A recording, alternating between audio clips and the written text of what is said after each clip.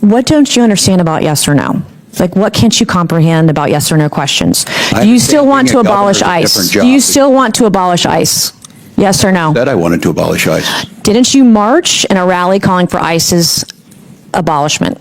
Did you ever personally speak with Kamala about Joe Biden's cognitive collapse? Not that I can recall, Congressman. Not as her running mate for vice president. You never once talked to her about the president and why she was nominated instead of him. No, not that I can recall. What kind of operation were you guys running over there? I was more concerned with Donald Trump's cognitive. Thank God he's president and J.D. Vance is vice president and not you. What is a woman? What is a woman is the question. I'm not sure I understand the question here.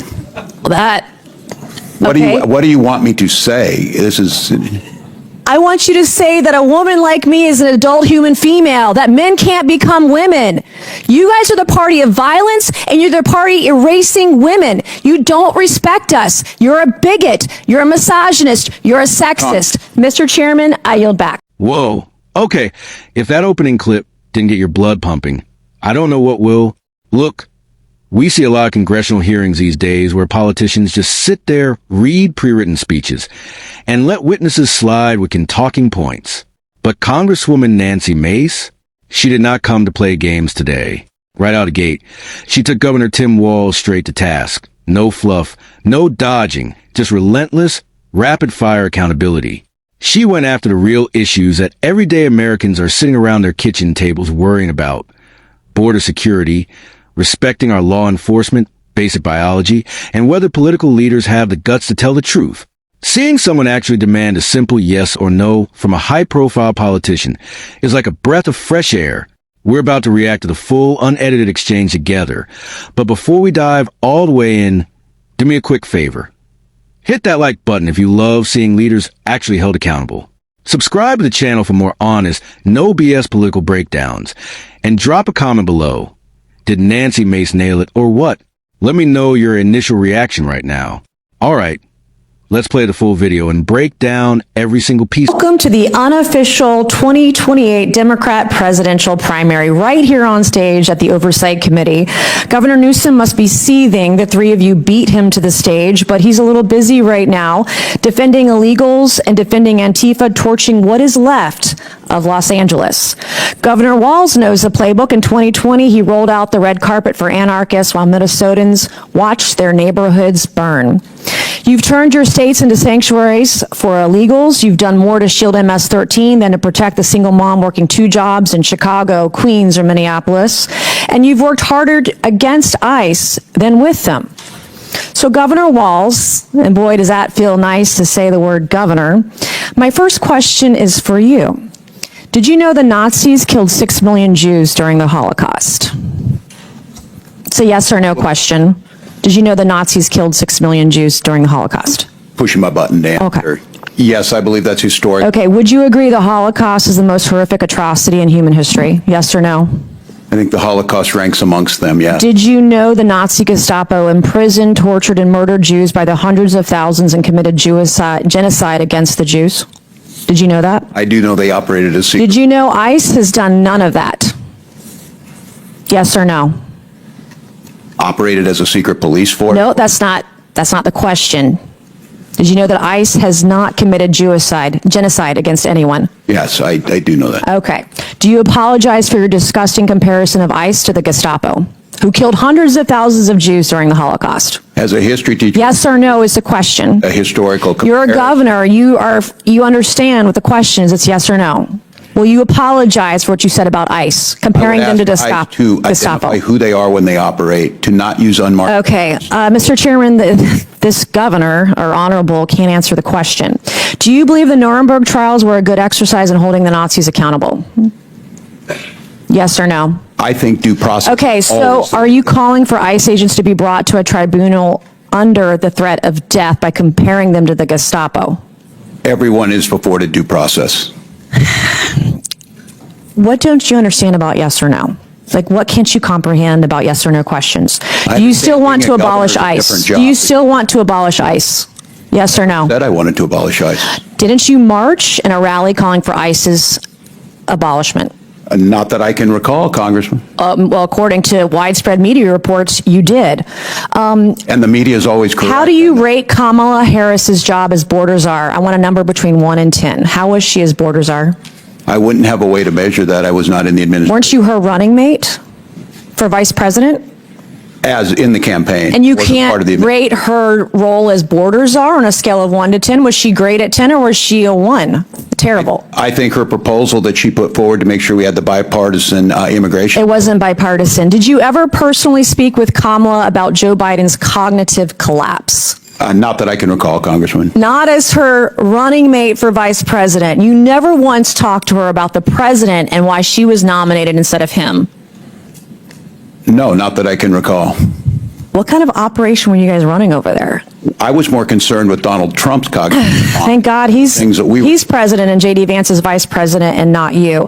Have you ever served in a combat zone, Governor? I have not, Congresswoman. Okay. Are you still friends with school shooters?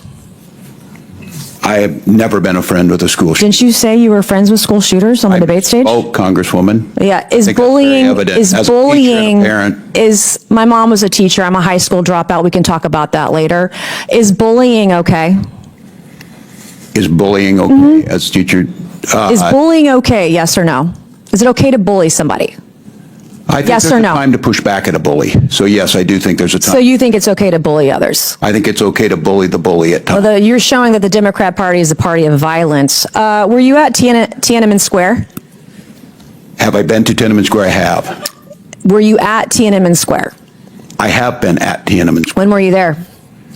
Oh, as I recall, January of 1990. Okay. What is a woman? What is a woman is the question. I'm not sure I understand the question here. That. What Okay. do you want me to say? This is. I want you to say that a woman like me is an adult human female, that men can't become women.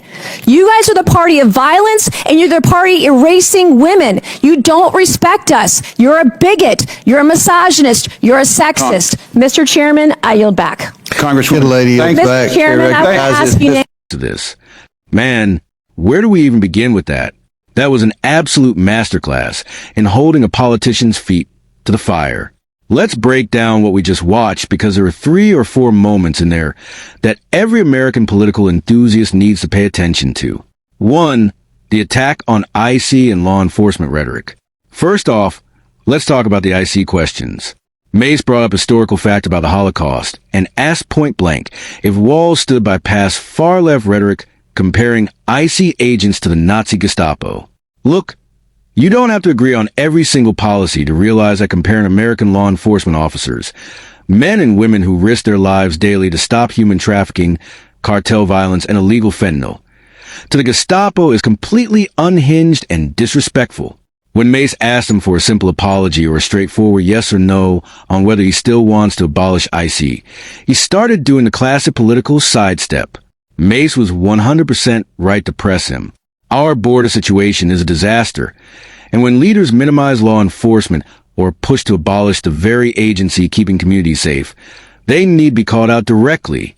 2, the Biden-Harris cover-up and border records. Then she moved to the White House record.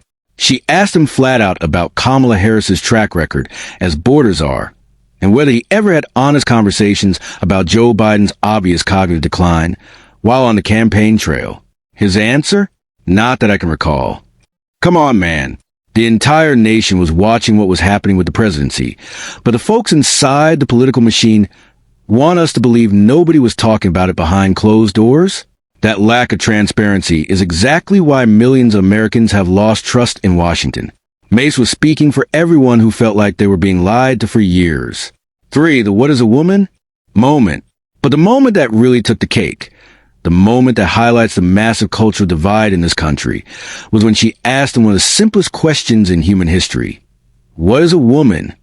When a sitting governor and major national figure claims he doesn't understand the question, it tells you everything you need to know about where radical gender ideology has driven common sense.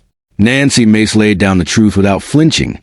A woman is an adult human female, and men cannot become women.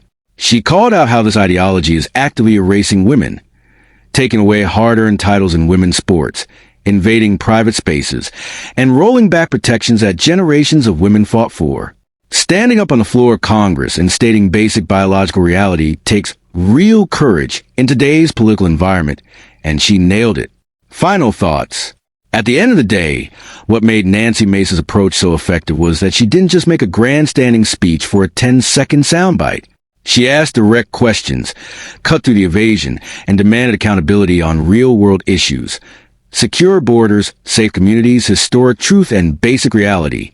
Tim Walz came in expecting standard Washington political dodgeball, and he ran right into a brick wall of common-sense questions he couldn't dance around.